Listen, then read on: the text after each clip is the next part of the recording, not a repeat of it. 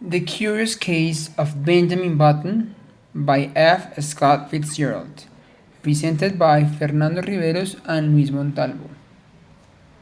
F. Scott Fitzgerald. His name was Francis Scott Fitzgerald. He was born on September 24th, 1896 in St. Paul, Minnesota, US. And died on December 21st, 1940 in Hollywood, California. He was an American short story writer and novelist famous for his depictions of the Jazz Age in the 1920s. Francis Scott Fitzgerald married Zelda Sayre on April 3rd, 1920. He also had an intensely romantic imagination, what he once called a heightened sensitivity to the promises of life, and he charged into experience determined to realize those promises. Fitzgerald conveyed in The Great Gatsby the sense of hope America promised to its youth and the disappointment its youth felt when America failed to deliver. This, the promise and failure of the American dream, is a common theme in Fitzgerald's work. Fitzgerald struggled with alcoholism throughout his life. It's likely that his heavy drinking contributed to his early death.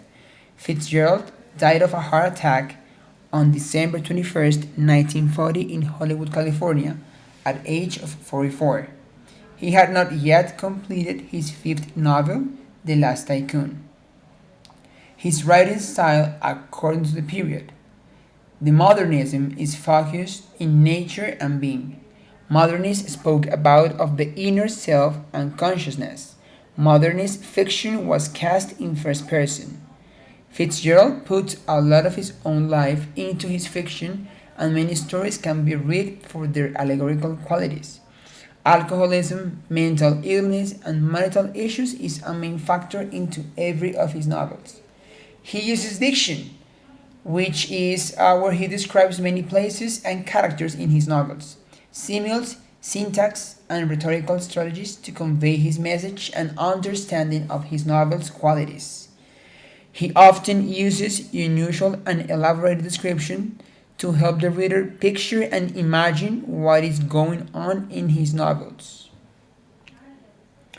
Writing style in Benjamin Button. I'm going to recall a phrase from the short story. I shall tell you what occurred, and let you judge for yourself. This is like an introduction, and this introduction set the tone of the story and the expectations of its readers. It's like if the reader is being told that is a fantastical tale. Fitzgerald presents Benjamin Button as though it really happened. He's passing the story. When he refers to the way things are done today in a hospital, he adds, so I am told, as though he's not really up to speed on these newfangled protocols. It's not unreasonable for us to assume that the narrator is telling us these things firsthand. He witnessed the curious case of Benjamin Button, and now he's describing it to you. Fitzgerald avoids obscenity and describes Benjamin's death from his own point of view. I'm going to recall. And then he remembered nothing. When he was hungry, he cried. That was all. Then it was all dark, and his white crepe and the dim faces that moved above him, and the warm, sweet aroma of the milk faded out altogether from his mind. It goes from satirical fantasy into real, emotional, and drama. In this short recap of the book, of the story, we notice that it's a clear description of how Benjamin Button died. Analysis of the text.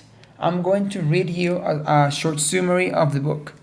The story begins in the summer of 1860 with Roger Button, which is a socially prominent man who owns a hardware company in Baltimore. Roger heads to the hospital to meet his newborn son, and he finds out that his baby is a 70-year-old man. It turns out that Benjamin Button, as the baby ends up being called, ages in reverse. He was born at 70 and gets younger at the same rate that everyone else gets older. His parents are filled with shame at their abnormal child and force him to act like a baby, even though Benjamin has the body and mind of a much older man. Most people blame Benjamin for his peculiarity. They wish he could just start acting normal. But Benjamin takes the whole thing in straight. He's a pretty easygoing guy. When Benjamin is 12 years old, he notices that his white hair has gone dark. He meets, when Benjamin appears 50, when he really is 20, he falls in love with Hildegard Moncrief. Hildegard has a thing for older men, and the two marry and have a son, Roscoe. Benjamin heads to the Spanish American War and he gets younger every year. Unfortunately, as Hildegard gets older, Benjamin gets younger. He quickly loses interest in his wife. Benjamin enrolls at Harvard when he looks about 18. Benjamin and his grandson end up playing together as children. Benjamin is young enough to go to kindergarten, and Benjamin can sense only colors and the smell of milk. This part is the last part when Benjamin is about to die. He started as an old man and he died as a baby. The setting of the story is in Baltimore, Maryland, and begins with the U.S. Civil War, 1861 to 1865. In this city, Baltimore, Maryland, the social status really mattered and the Buttons held a high position, social and financial. That's the reason why they feel so ashamed with his boy, with his son. Characters. Let's go with the characters. The main character is Benjamin Button, who is a man who was born 70 years old. He's always trying to make everyone happy. He is by nature obliging. That means he always wants to help others. Fitzgerald shows Benjamin to be as susceptible to social cultural expectation as all the other main characters in the story. Everyone implored Benjamin to conform to the social norm. I'm going to recall a part of the story. I should think you'd have enough pride to stop it. Hildegard says that about his reverse aging. As you know, everyone wanted Benjamin Button to stop behaving to start behaving normal. They thought that what he suffered, was something that he could stop. In the short story, his son Roscoe does the same thing. I'm going to recall, you'd better not go on with this business much longer. They keep trying to make Benjamin to stop acting like he acts. And they want him to act like a normal person. Roger Bottom is his father. He is a key element of the social satire of Benjamin Button. We see a man whose son is not what he expected or wanted. The son will bring shame on him. As you know, social status really matters for him. So they believe that Benjamin was going to bring shame on the family. Roger Bottom shows no compassion or empathy for Benjamin. A grotesque picture formed itself with dreadful clarity before the eyes of the tortured man. This paragraph is important because it shows how Roger Bottom felt when he met Benjamin. He can't really embrace Benjamin as son until Benjamin is younger than he. Roger eventually learns to embrace his son. At the end of the story, we notice that Roger is able to love his son. Hildegard Moncrief is Benjamin's wife, is another character who resents Benjamin for his situation and demands him to change immediately. She believes Benjamin has a choice regarding his issue and he could change that. She marries not for love because Hildegard feels attractive for older men. So, since Benjamin looked older, that's the reason why they marry because Hildegard um, feels attractive to older men. She understands the role age plays in determining a person's character. And Roscoe Button, he behaves like Roger. Roscoe is Benjamin and Hildegard's son. He feels embarrassed and ashamed because of Benjamin's appearance. He is bothered because Benjamin's age relative to him. And he's equally worried with what is right or proper.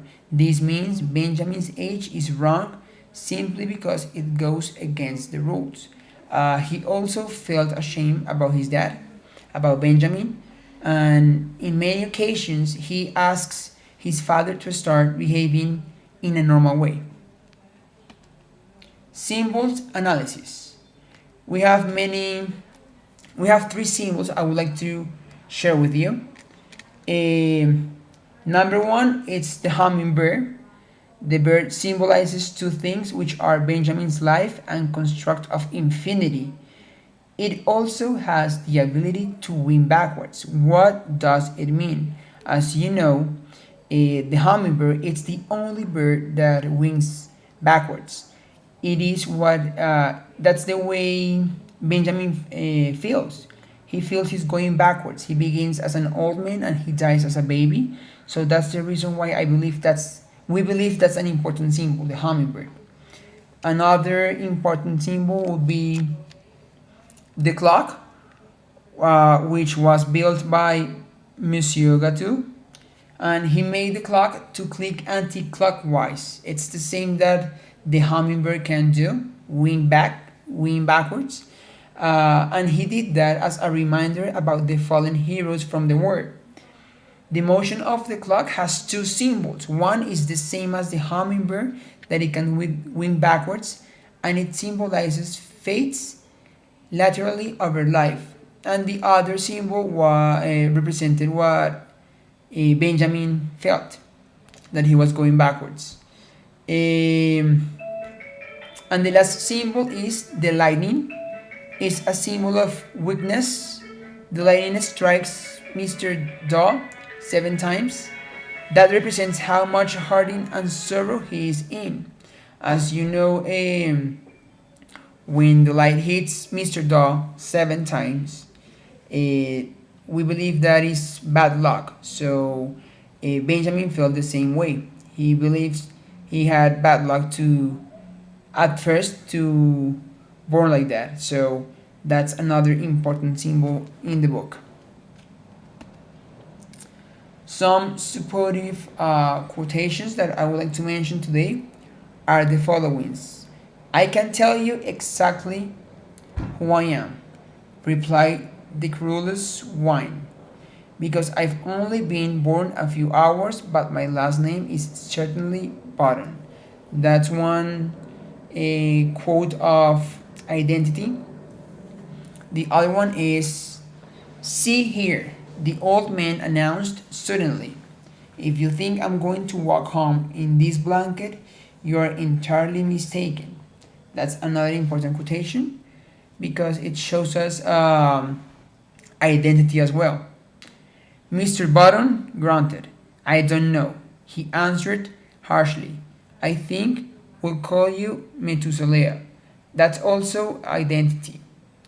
I might have enjoyed the company of a woman or two, or three, but that had never stopped me from loving you. And that quotation is about love.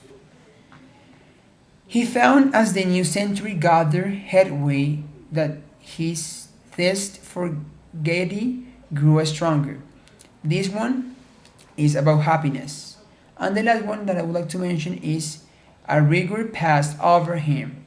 Blood rose into his cheeks, his forehead, and there was a steady thumping in his ears. It was first love. This quotation is also about love. The connection with the literary period and its characteristics. From the beginning to the end, it develops a story that reflects some characteristics of the literacy period modernism. Modernism talks about weird science and new and different ideas. Benjamin Button takes place in that period because it is an unusual movie or story that tells a story outside the predictable parameters of existence, odd and off. Also, another characteristic of modernism is ambiguity. Modernists use ambiguity to undercut the notion of clear, unequivocal meaning. Modernist says that everything is relative. In Benjamin Button, the author uses purposeful ambiguity when he says Mr. Button wishes his son was black so that he could sell him at the slave market. That statement is ambiguous. As I was mentioned before,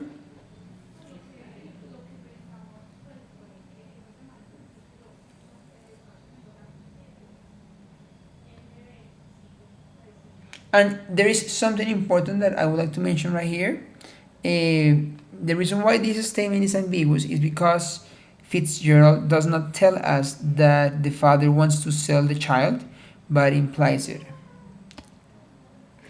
And the connection with a supportive literary theory is that Benjamin Button is very well connected with the literary theory, discovering the art inside the art through the relation of illusion or fiction in a story.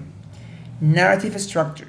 We take for granted that a story is chronological and mirrors clock time as we know it, explodes the traditional narrative of Bildungsroman, growth of young man into adult, a coming of age story in which the lead character develops from dependent child into independent young adult, learns to define him or herself. Benjamin Button turns the whole Bildungsroman on its head. Modernist theory of taking traditional form and completely inverting or subverting it. Benjamin loses more of himself through each experience. Benjamin becoming less and less a person, less and less. We're all different, we're all unique individuals. Hero worship. Fitzgerald seems to be subverting yet another aspect of traditional Western culture, the hero. These are the list of references. Thank you very much. That's it for today.